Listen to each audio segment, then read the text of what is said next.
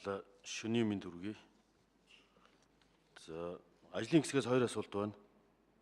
Нэгдүгээрт нь энэ аливаа засгийн газрын бүтцийг зохион байгуулахад гадны энэ туршлагыг гадны засгийн газрын бүтцийг аль зэрэг харсан юм бэ? Саяны яриад байгаа тэр аж үйлдвэрчлэлтийн бодлогын асуудал, хөгжлийн яамны асуудал, Японы худалдаа эдийн засгийн яам, Сингапурын худалдаа эдийн засгийн яам, Тайваны эдийн засгийн хөгжил, Тайван энэ Азийн хөгжлийн загварууд дээр энэ кластераар хөгжиж байгаа тэр аж үйлдвэрийн бодлогыг салбаруудаар тараадгүй нэгдсэн бодлогоор хөгжүүлдэг энэ загварыг ер нь яаж харсан юм бэ?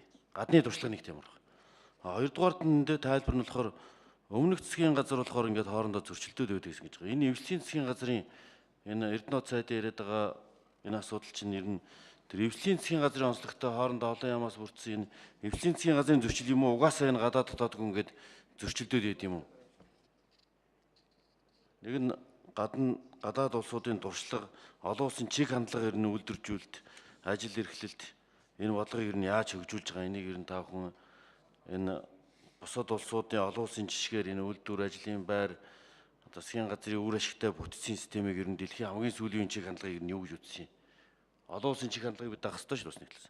Нөгөө талаа дотоод нөхцөл байдлаа болохоор ер нь хоорондоо ингээд бие биенийхээ ажлыг булаацалтаад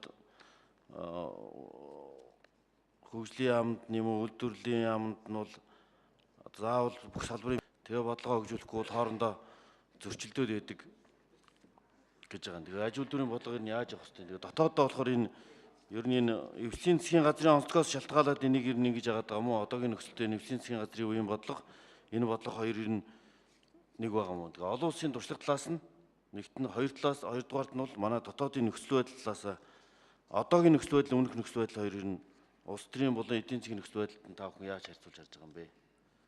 Энийг ажлын хэсэг тайлбарлаж өгөөч гэж хүсэж байна.